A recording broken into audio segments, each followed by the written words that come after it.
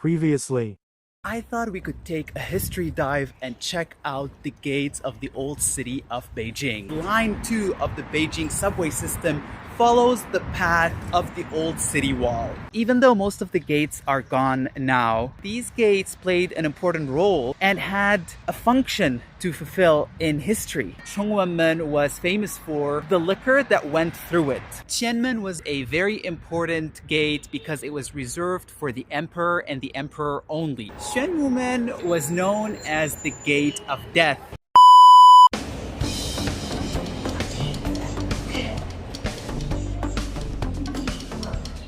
I am back in the subway. All the gates of the southern wall of the inner city of Old Beijing are accounted for, and now it's time to tackle the western wall. Starting with Fuchengmen, the gate of abundant success.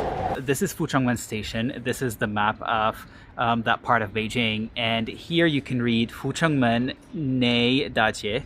Here you can read Fuchengmen Wai Dajie.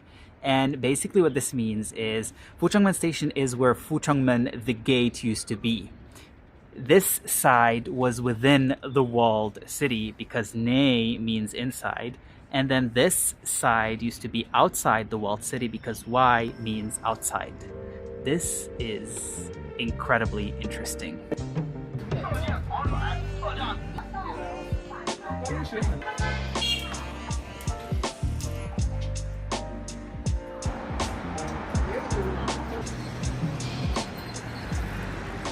I just found this outside the subway station, this huge white pagoda. It's actually my first time here in Fuchengmen, and I didn't know that it actually has a lot of the hutongs, which are these small, narrow alleyways that are very characteristic of Beijing. But here we are, and talking about Fuchengmen historically, it was because of this gate that machines in Beijing could function, that people could cook, and the emperor could have hot water to shower. Because through that gate, coal entered the city. Fuchengmen was very close to the mining towns of Mentogo, which is an area to the west of Beijing that is rich in natural resources. And in fact, Mentogo has powered Beijing for almost 300 years until the last coal mine was shut down a couple of years ago as part of Beijing's fight against pollution.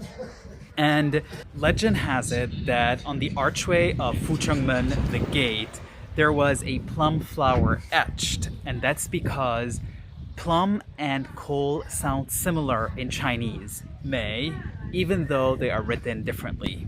But since the gate no longer exists, there's no way to find out.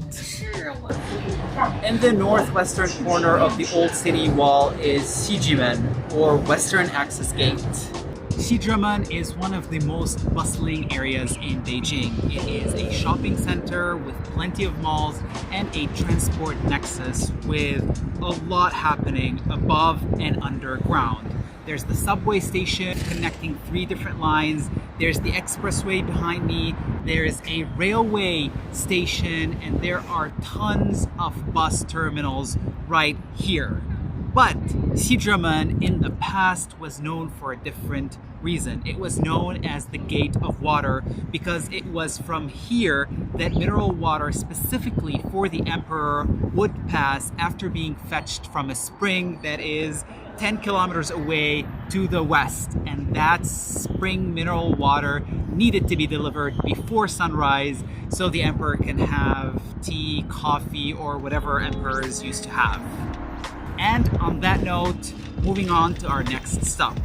Now we're starting with the northern gates of the ancient wall, but Deshengmen, which is our next stop, doesn't have a subway station named after it, so we have to get off Xizhimen. Remember when I said that of the 9 gates of the old city, only 1.5 remain? In fact, of the 9 gates, only 1.5 still persist to this day. Well, this is the half.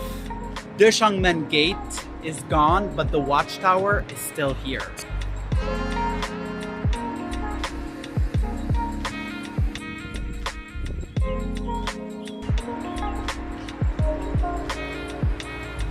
Deshengmen was of great military importance.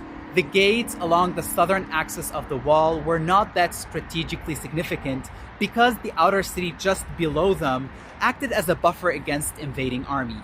However, the northern wall of the city was the wall that protected Beijing against the invaders from the north, like the Mongols or the Manchus. And so Deshengmen was the site of many battles because if you wanted to take Beijing, you needed to take Deshengmen. For example, the Ming army entered Beijing through Deshengmen, and after them, the Qing army entered Beijing, again, you guessed it, through the same gate. I am back in the subway and moving along the northern wall. Our second gate is Andingmen.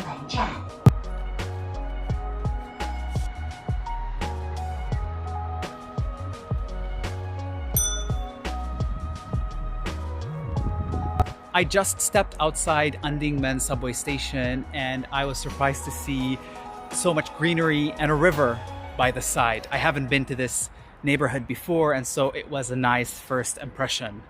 Andingmen means gate of secured peace, and it was through Andingmen that the city's army would return home after winning a battle, because if they didn't win the battle, then the enemy would have entered through Deshengmen, the gate that we had just visited.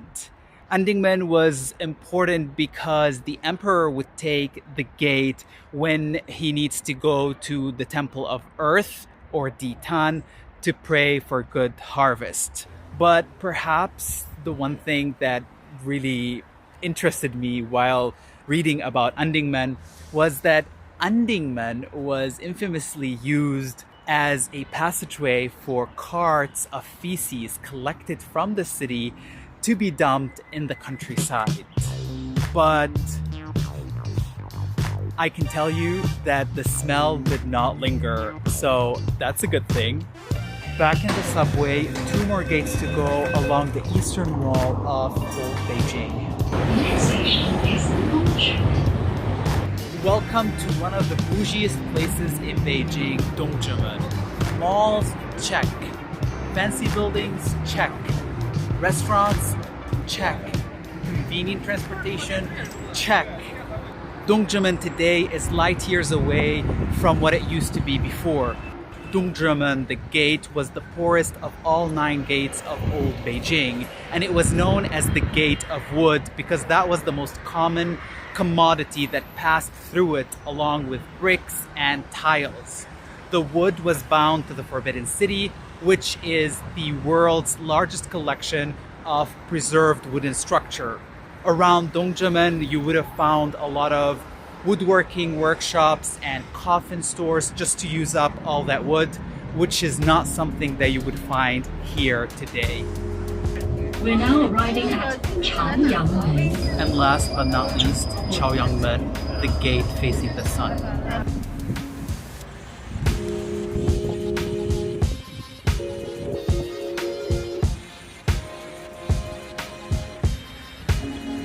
This is another fancy neighborhood of Beijing.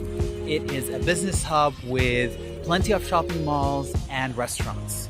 Chaoyangmen, the gate, was known as the Life Gate because it played an important role in the food security of Beijing residents at the time.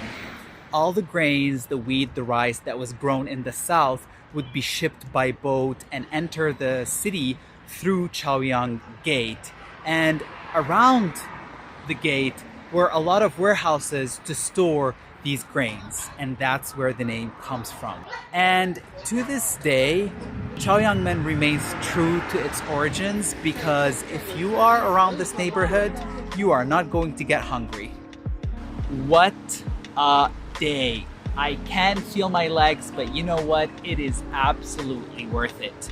And even though I didn't get to see much of the old gates of the city, learning about them was an experience in its own right, and it was so interesting and exciting.